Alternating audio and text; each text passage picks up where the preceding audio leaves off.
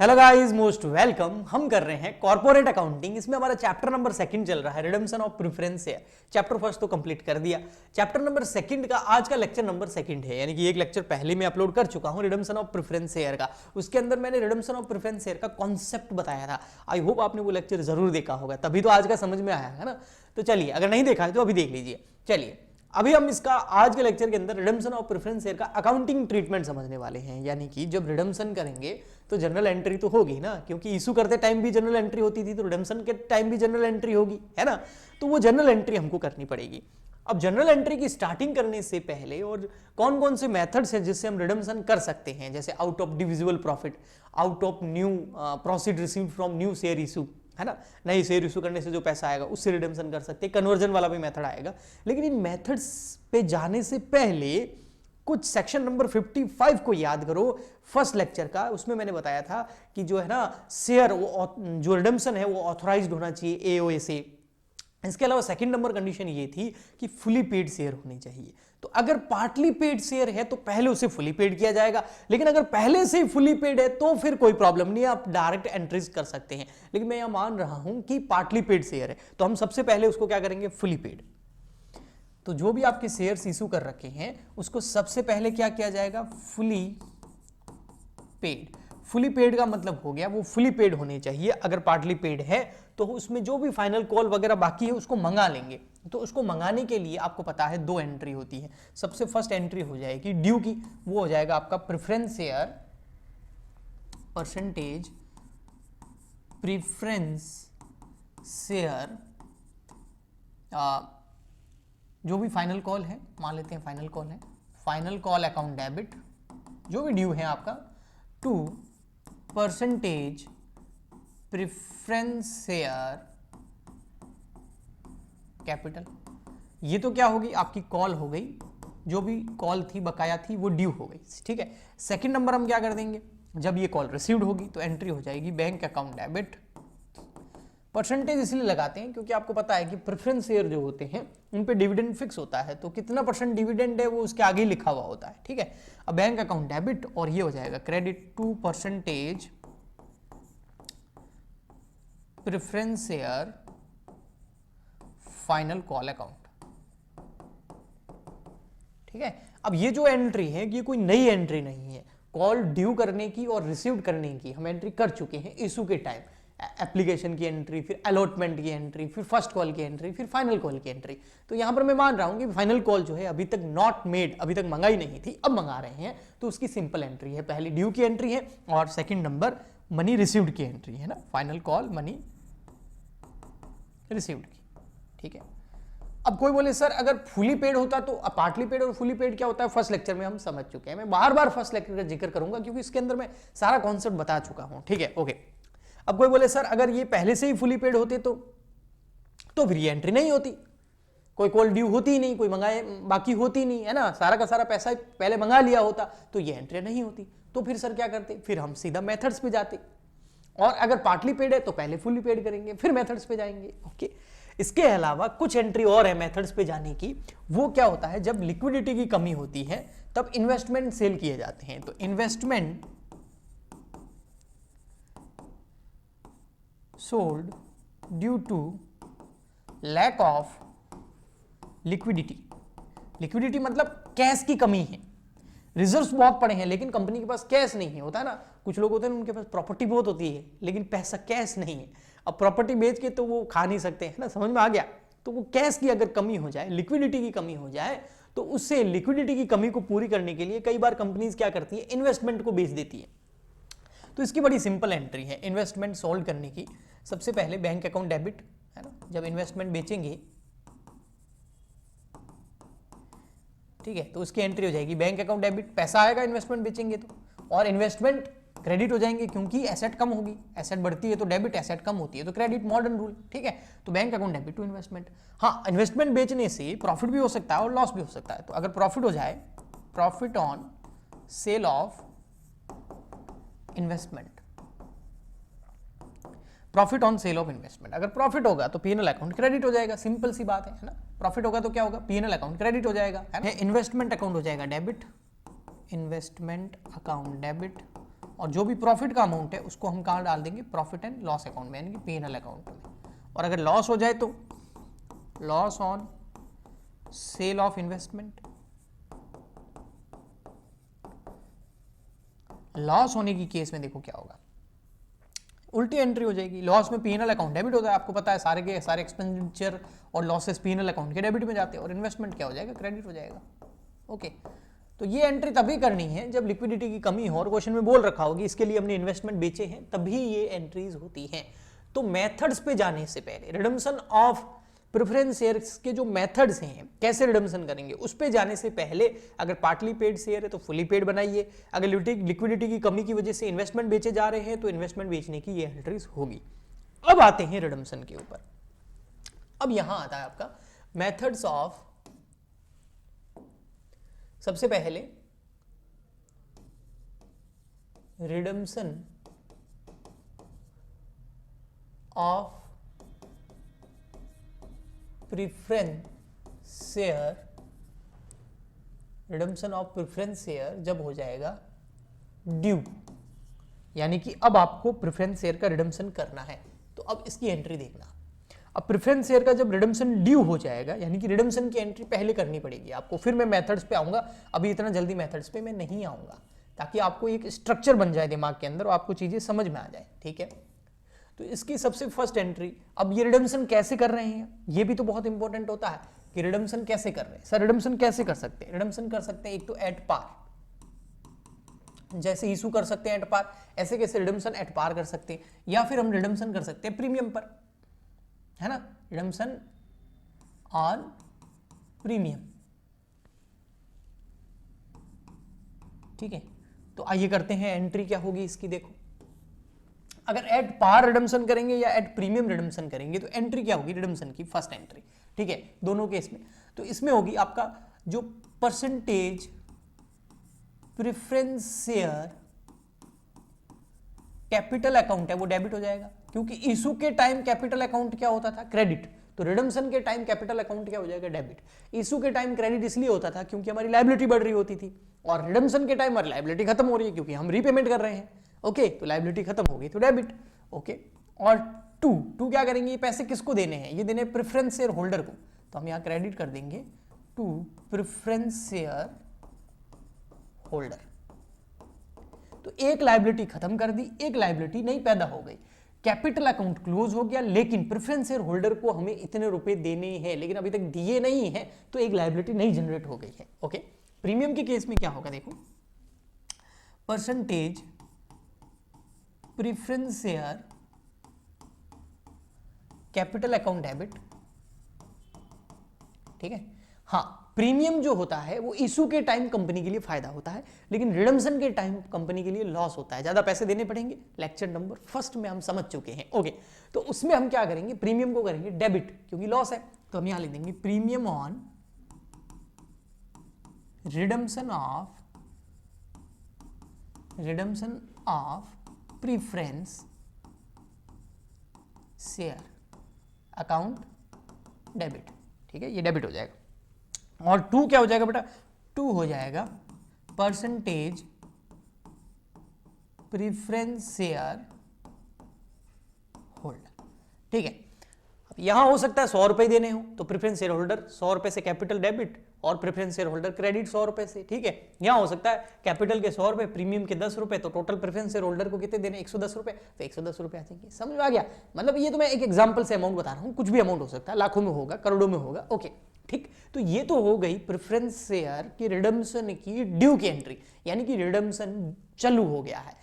अब हमें देखना है कि इन प्रेफरेंस शेयर होल्डर को हमें क्या करना है, पेमेंट करना है। तो ये प्रेफरेंस शेयर होल्डर को पेमेंट हम कहां से कर रहे हैं, कौन सा मेथड अप्लाई कर रहे हैं, प्रेफरेंस शेयर होल्डर को जो पैसे देने हैं, चाहे इस केस में चाहे इस केस में, यहां तो प्रीमियम के भी देने हैं या ओनली फेस वैल्यू देनी है, तो ये पैसे की व्यवस्था आप कहां से करेंगे, तो वहां आता है फिर आपका मेथड्स ऑफ, ये एंट्री तो होगी, या तो ये या ये, दोनों में से एक एंट्री तो होगी ही होगी। जैसे है ना, अगर पार्टली पेड शेयर है तो उसको फुली पेड बनाने की ये एंट्री तो होगी ही होगी, है ना, ये एंट्री होगी होगी। अगर इन्वेस्टमेंट बेच रहे हैं तो ये एंट्री होगी होगी। ऐसे कैसे, जब आप प्रेफरेंस शेयर का रिडम्पशन करोगे तो एट पार करोगे तो ये एंट्री होगी, प्रीमियम करोगे तो ये होगी, लेकिन ये एंट्री होगी ही होगी, चाहे कोई मेथड क्यों ना हो, उससे क्या फर्क पड़ता है।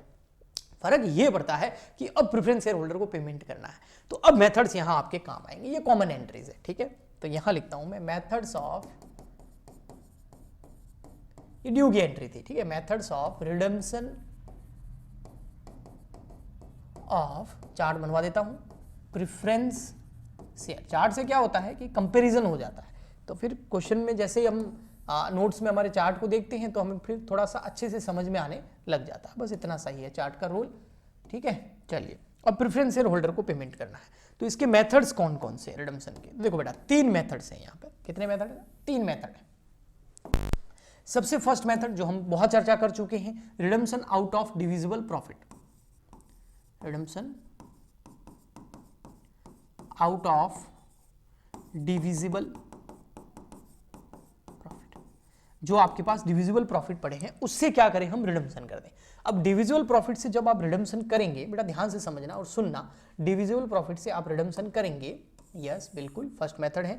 तो उसमें आपको 2 चीजें, अगर रिडेम्पशन आप कर रहे हैं एट पार तो सीआरआर बनाना है, लेकिन प्रीमियम पे कर रहे हैं तो प्रीमियम की व्यवस्था करनी है, ठीक है। तो फेस वैल्यू और प्रीमियम दोनों की व्यवस्था करनी है अगर प्रीमियम पे रिडेम्पशन कर रहे हैं, लेकिन एट पार पे कर रहे हैं तो ओनली सीआरआर यानी कि फेस वैल्यू की व्यवस्था करनी है। लास्ट लेक्चर में हम डिटेल में चर्चा कर चुके हैं, अभी तो मैं अकाउंटिंग ट्रीटमेंट बता रहा हूं। तो व्यवस्था कहां से करेंगे? जो आपके डिविजिबल प्रॉफिट होते हैं। डिविजिबल प्रॉफिट कौन कौन से होते हैं? तो इसमें क्या करूंगा मैं, सबसे पहले सीआरआर क्रिएट कर देता हूं, create CRR, capital redemption reserve. अब इसमें कैसे क्रिएट करेंगे, किस किस रिजर्व का यूज कर सकते हैं? जनरल रिजर्व का यूज कर सकते हैं, तो जनरल रिजर्व अकाउंट डेबिट। और किसका कर सकते हैं सर? पीएनएल का अगर पॉजिटिव बैलेंस है तो पीएनएल अकाउंट का यूज कर सकते हैं। डिविडेंड इक्वलाइजेशन रिजर्व का यूज कर सकते हैं, डिविडेंड इक्वलाइजेशन रिजर्व का यूज कर सकते हैं। इसके अलावा WCR, WA मतलब वर्कमैन एक्सीडेंटल फंड है, या फिर आपके डेवलपमेंट रिबेट रिजर्व हैं, है ना, तो उनका भी यूज कर सकते हैं अगर क्वेश्चन में दे रखा है, एक्सेस में दे रखा है और परमिशन दे रखी है स्पेसिफिकली तो। वरना मैं यहां पर लिख देता हूं अदर रेवेन्यू रिजर्व। इसके अलावा और कोई भी रेवेन्यू रिजर्व से हैं, कैपिटल रिजर्व नहीं होना चाहिए, रेवेन्यू रिजर्व होना चाहिए, उसका यूज कर सकते हैं। यूज करने का मतलब है इन रिजर्व से हम पैसा निकाल सकते हैं, और जब हम रिजर्व से पैसा निकालेंगे तो रिजर्व डेबिट हो जाएगा, क्योंकि रिजर्व एक लायबिलिटी होती है। अगर वो बढ़े तो क्रेडिट और अगर वो कम हो तो डेबिट। यहाँ तो रिजर्व से पैसा निकाल रहे हैं तो वो कम होंगे, इसलिए मैंने इन सबको डेबिट कर दिया और एक नया रिजर्व बना दिया, यानी कि एक नया रिजर्व बन रहा है जिसमें पैसे जाएंगे तो वो क्रेडिट हो जाएगा, यानी कि ये भी एक तरह की लायबिलिटी बढ़ गई। और उस रिजर्व का नाम लिखेंगे हम CRR, यानी कि कैपिटल रिडेम्पशन रिजर्व। लेकिन ये कैपिटल रिडेम्पशन रिजर्व में हम ओनली किस चीज की व्यवस्था करेंगे? फेस वैल्यू की व्यवस्था करेंगे। प्रीमियम की व्यवस्था CRR के अंतर्गत नहीं की जाती है, ओनली फेस वैल्यू की व्यवस्था की जाएगी। ओके, फिर अगर सर अगर शेयर जो है हम रिडेम्पशन एट पार ही कर रहे हैं होते हैं तो फिर हमें ओनली CRR बनाना है, ठीक है। लेकिन अगर हम रिडेम्पशन जो है प्रीमियम पे कर रहे होते हैं तो हमें CRR तो बनाना ही पड़ेगा, यानी ये एंट्री तो होगी ही होगी, इसके साथ में प्रीमियम की भी एंट्री होगी। किसकी होगी? व्हेन रिडेम्पशन ऑन प्रीमियम, तो प्रीमियम की व्यवस्था करनी होगी। अब प्रीमियम की व्यवस्था कहां से कर सकते हैं? लास्ट लेक्चर में मैंने बताया भी था भाई, इसके लिए जो है आप सिक्योरिटी प्रीमियम का यूज कर सकते हैं। अब सिक्योरिटी प्रीमियम अकाउंट पुराना वाला या नए शेयर इशू करने से कोई प्रीमियम आया है तो उसका भी व्यवस्था आप कर सकते हैं। इसके अलावा आप जितने भी ये रिजर्व है, जैसे जनरल रिजर्व हो गया, जैसे PNL हो गया, जैसे डिविडेंड शॉर्ट में लिख देता हूं इक्वलाइजेशन रिजर्व हो गया, या अदर रेवेन्यू रिजर्व हो गए, इनका भी आप यूज कहां कर सकते हैं? प्रीमियम की व्यवस्था करने में कर सकते हैं। तो अगर सर सबका करना जरूरी है? नहीं। मान लेते हैं हमें सिक्योरिटी प्रीमियम 2000 रुपए चाहिए और वो प्रीमियम सिक्योरिटी प्रीमियम अकाउंट में पहले से ही पड़ा है, तो बस एक से हो जाएगा। ज्यादा चाहिए तो जनरल से निकालेंगे, और ज्यादा चाहिए तो PNL से निकालेंगे, और ज्यादा चाहिए तो डिविडेंड इक्वलाइजेशन रिजर्व से निकालेंगे, और चाहिए तो कोई देखेंगे अदर रेवेन्यू रिजर्व उससे निकालेंगे, और कुल मिला के हम प्रीमियम की व्यवस्था कर देंगे। तो यहाँ एंट्री हो जाएगी premium on redemption of preference share, ये क्या हो गया? क्रेडिट। और यहां देखो, इस जब हम प्रीमियम पर ड्यू करते हैं तो इसी प्रीमियम को मैंने देखो डेबिट किया था, ये देखो premium on redemption of preference share, वहां व्यवस्था हो गई थी, हाँ, उसका यूटिलाइजेशन इधर कर दिया, ये देखो, तो वहां क्रेडिट हुआ, यहाँ डेबिट हुआ, एंट्री कट गई, प्रीमियम से प्रीमियम कट गया। ओके, तो ये आपका जब रिडेम्पशन किससे करें? आउट ऑफ डिविजिबल प्रॉफिट से करें तो हमें क्या करना होगा?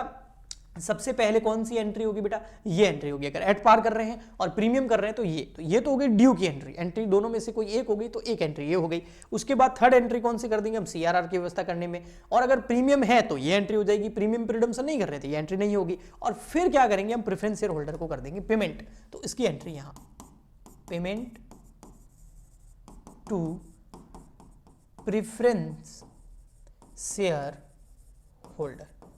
ठीक है, अब पेमेंट कितना करना है, तो प्रेफरेंस शेयर होल्डर देखो मैंने फर्स्ट एंट्री के अंदर डेबिट कर रखा है, ये देखो यहां पर प्रेफरेंस शेयर होल्डर डेबिट कर रखा है, देखो यहां सॉरी क्रेडिट कर रखा है, या देखो प्रेफरेंस शेयर होल्डर क्रेडिट है, यहां पर भी क्रेडिट है, दोनों में से एक चीज होगी, रिडम्पशन एक चीज पे करेंगे तो दोनों ही जगह क्रेडिट है ना, तो जितने से क्रेडिट हैं उतने से हम क्या कर देंगे, डेबिट कर देंगे। ओके, तो यहां पर प्रेफरेंस शेयर होल्डर डेबिट हो जाएगा। क्यों हो जाएगा, क्योंकि पेमेंट कर रहे हैं तो हमारी लायबिलिटी क्या हो रही है, खत्म हो रही है, यस, तो डेबिट, तो preference shareholder account debit, और टू क्या कर देंगे, बैंक, खत्म।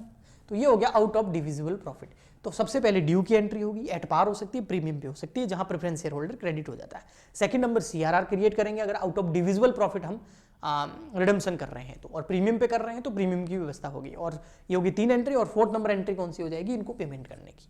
ओके, इससे पहले कुछ एंट्रियां हो सकती हूं, बता चुका हूं, अगर पार्टली पेड है तो उसको फुली पेड बनाया जाएगा, इन्वेस्टमेंट बेच रहे हैं तो उसकी एंट्री होगी, वो इससे भी पहले हो जाएगी। ओके, ये तो हो गया आपका मेथड नंबर फर्स्ट। अब आते हैं हम मेथड नंबर सेकंड पर। सेकंड मेथड कौन सा है हमारा, सेकंड मेथड है proceed received from issue of fresh equity share. ठीक है, फ्रेश इक्विटी शेयर इशू कर सकते हैं, प्रेफरेंस शेयर भी इशू कर सकते हैं। तो प्रोसीड्स रिसीव्ड फ्रॉम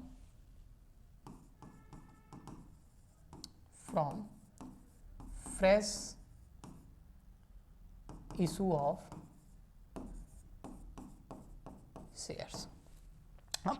ये भी जब भी एंट्री करेंगे, ये वाला भी मेथड अगर अप्लाई होगा ना, तो उससे पहले बेटा ये करना ही होगा। अगर पार्टली पेड है तो पहले क्या बनाएंगे, पार्टली पेड है तो पहले फुली पेड बनाएंगे, इन्वेस्टमेंट बेच रहे हैं तो उसकी एंट्री हो जाएगी, और उसके बाद में बेटा इस मेथड से पहले ये एंट्री भी हो जाएगी। रिडम्पशन किस पे कर रहे हो, एट पार कर रहे हो या प्रीमियम कर रहे हो, एट पार कर रहे हो तो उसकी भी एंट्री हो जाएगी, एट प्रीमियम कर रहे हो तो उसकी भी एंट्री हो जाएगी। यानी कि कोई भी मेथड क्यों ना हो, फुली पेड करने की एंट्री, इन्वेस्टमेंट बेचने की एंट्री और ड्यू, दोनों में से कोई भी एक ड्यू की एंट्री होगी ही होगी। ये होने के बाद में जो है फिर नए शेयर इशू करने की एंट्री जो है वो की जाती है। यानी कि इन तीनों मेथड, 3 मेथड है, तीनों में से कोई भी एक मेथड जो है हम अप्लाई करेंगे। ठीक है, तो चलिए करते हैं। तो यहां हम क्या करेंगे, सबसे पहले अब देखना बहुत बड़ा डिफरेंस है, इससे ऊपर तक तो एंट्रियां सेम है, फुली पेड बनाने की, इन्वेस्टमेंट बेचने की और ड्यू की एंट्री। उसके बाद अगर redemption out of divisible profit है तो सीआरआर बनेगा, प्रीमियम की व्यवस्था होगी, फिर पेमेंट होगा। लेकिन यहां पर आपको सीआरआर नहीं बनाना है। हाँ, प्रीमियम की व्यवस्था करनी पड़ सकती है लेकिन सीआरआर नहीं बनाना है। यानी कि फेस वैल्यू के लिए आपको किसी प्रकार का कोई रिजर्व क्रिएट नहीं करना है, क्योंकि हम रिडम्पशन कैसे कर रहे हैं, नए शेयर इशू करने से जो पैसा आएगा उससे, तो नए शेयर इशू करने की एंट्री हो जाएगी। ड्यू की एंट्री तो ऊपर हो गई, ये रही, दोनों में से कोई एक होगी। ठीक है, अब नए शेयर इशू करने की जो एंट्री है वो बड़ी सिंपल है। तो इसके अंदर हम क्या करेंगे, first number issue of new share. अब नए शेयर इशू करोगे तो यहां एंट्री हो जाएगी बैंक अकाउंट डेबिट, पैसा आएगा। हाँ, अब नए शेयर भी बेटा ना इशू कैसे कर सकते हैं, अब वो भी एक है थोड़ा सा है ना, तो यहां पर एक नए शेयर इशू कैसे कर रहे हैं हम वो भी बता देता हूं। अगर नए शेयर इशू कर रहे हैं हम एट पार तो एंट्री क्या होगी, bank account debit to equity share capital. मैं मान रहा हूं इक्विटी शेयर इशू कर रहे हैं, इक्विटी शेयर कैपिटल। ठीक है, यहां पर प्रीमियम वगैरह नहीं मंगाएंगे। ठीक है, ऑन प्रीमियम पे कर रहे हैं नए शेयर इशू तो एंट्री क्या हो जाएगी, पैसा आएगा, bank account debit, security premium credit हो जाएगा क्योंकि फायदा है, ये इशू कर रहे हैं, नए शेयर इशू कर रहे हैं, उससे जो पैसा आएगा उससे रिडम्पशन करेंगे, और 2 हो जाएगा इक्विटी शेयर कैपिटल। ठीक है, सीआरआर की व्यवस्था नहीं करनी है। लेकिन अगर रिडम्पशन प्रीमियम पे कर रहे हो तो भैया प्रीमियम की व्यवस्था आपको करनी पड़ेगी, बिल्कुल करनी पड़ेगी, है ना। If redemption on premium, if redemption on premium, अगर एट पार रिडम्पशन कर दे तो फिर ये एंट्री नहीं होगी। तो प्रीमियम की व्यवस्था की एंट्री वही होगी। क्या प्रीमियम की व्यवस्था कहां से कर सकते हो, सिक्योरिटी प्रीमियम अकाउंट से कर सकते हो, और कहां से कर सकते हो, जनरल रिजर्व से कर सकते हो, और कहां से कर सकते हो, पीएनएल से कर सकते हो, और कहां से कर सकते हो, डिविडेंड इक्वलाइजेशन रिजर्व से कर सकते हो या अदर रेवेन्यू रिजर्व से कर सकते हो। समझ गए ना, कंफ्यूजन नहीं होना चाहिए बेटा। ये वाला प्रीमियम कौन सा है, नए वाले शेयर इशू करने वाला प्रीमियम में तो फायदा है। ये प्रीमियम कौन सा है, जो रिडम्पशन कर रहे हैं वो वाला प्रीमियम की व्यवस्था कर रहे हैं, तो ये नुकसान है, ठीक है, लॉस है हमारे लिए।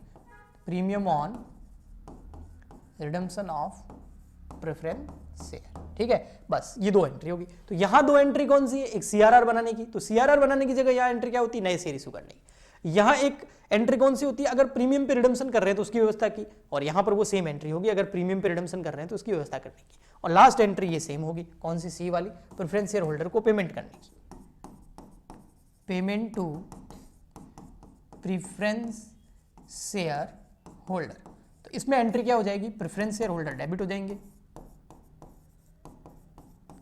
Share holder account debit to bank. तो इन दोनों मेथड में देखा, मैं आपको समझाता हूं, देखो तो आपको याद भी हो जाएगा। सबसे पहले पार्टली पेड शेयर है तो फुली पेड कर लो, वो सबसे पहले, सब कॉमन एंट्री है, चाहे ये मेथड यूज हो चाहे ये हो, अगला बताऊंगा उसमें भी, ठीक है। उसके बाद इन्वेस्टमेंट बेच रहे तो भी कॉमन एंट्री है। फिर ड्यू, रिडम्पशन जब ड्यू होता है, रिडम्पशन की एंट्री जो है ना, उसमें चाहे आप रिडम्पशन एट पार कर रहे हो, प्रीमियम कर रहे हो, वो जो ऊपर एंट्री बताई थी वो भी कॉमन है, चाहे ये मेथड यूज करो, चाहे ये मेथड करो, चाहे अगला करो। उसके बाद में अगर आप डिविजिबल प्रॉफिट से रिडम्पशन कर रहे हो तो सीआरआर की व्यवस्था करनी होगी, प्रीमियम की व्यवस्था करनी होगी, और फिर पेमेंट की एंट्री।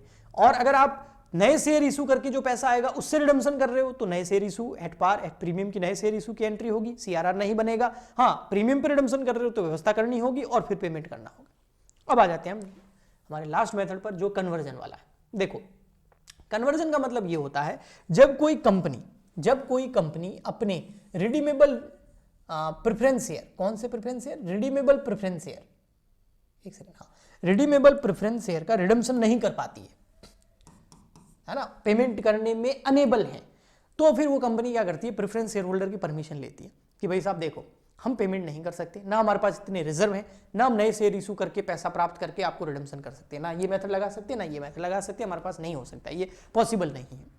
अगर आप लोग स्वीकृति दे दें और कोर्ट अगर इजाजत दे दे तो फिर हम आपके पुराने प्रेफरेंस शेयर ले लेंगे और उसकी जगह आपको नए प्रेफरेंस शेयर दे देंगे। है समझ में, पुराने प्रेफरेंस शेयर ले लेंगे, उसकी जगह हम आपको पैसा नहीं देंगे, नए प्रेफरेंस शेयर दे देंगे।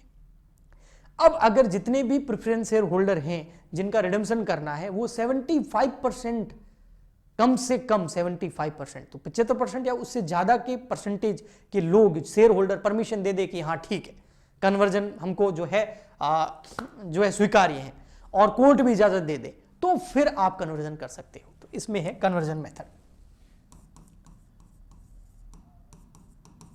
कन्वर्जन मेथड, अब इस कन्वर्जन मेथड में भी क्या होगा बेटा, वही मतलब सर ये मेथड नंबर 3 है, ठीक है। इसमें क्या होगा, वही, अगर पार्टली पेड शेयर है तो उसको पहले फुली पेड बनाया जाएगा, लिक्विडिटी की कमी है तो इन्वेस्टमेंट, अब वैसे यहां पर इन्वेस्टमेंट वाला होगा नहीं क्योंकि पैसे चाहिए नहीं, ठीक है, तो वो हो गया। और 3rd नंबर पे एंट्री कौन सी हो जाएगी, ड्यू वाली, चाहे आप रिडम्पशन एट पार कर रहे हो चाहे प्रीमियम पे कर रहे हो, वो ड्यू वाली एंट्री हो जाएगी। उसके बाद में एंट्री कौन सी होगी, ये वाली, देखो इसमें हम क्या करेंगे, सीधा प्रेफरेंस शेयर होल्डर को नए शेयर इशू कर देंगे। तो प्रेफरेंस शेयर, एक ही एंट्री होगी, इसमें क्या होगा, preference shareholder account debit हो जाएगा,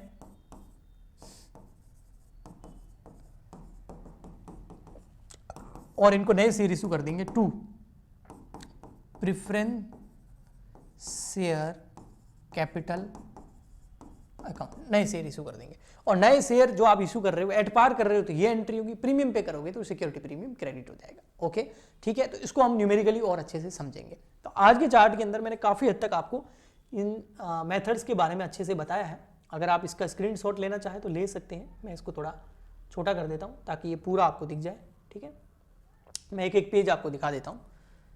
सबसे पहले तो ये है भैया, ले लो फटाफट से स्क्रीनशॉट। हाँ जी, ठीक है। फिर सेकंड पेज आ गया आपका ये, ठीक है। फिर अगर पूरा नहीं आया तो अब, और 3rd पेज आपका हो गया ये रहा पूरा का पूरा, ये ड्यू की एंट्री और ये तीनों मेथड्स की एंट्री। तो अगर आपने समझ लिया ना तो इससे क्या होगा, आपको बहुत हेल्प मिलेगी, बहुत ज्यादा हेल्प मिलेगी न्यूमेरिकल क्वेश्चन करने में।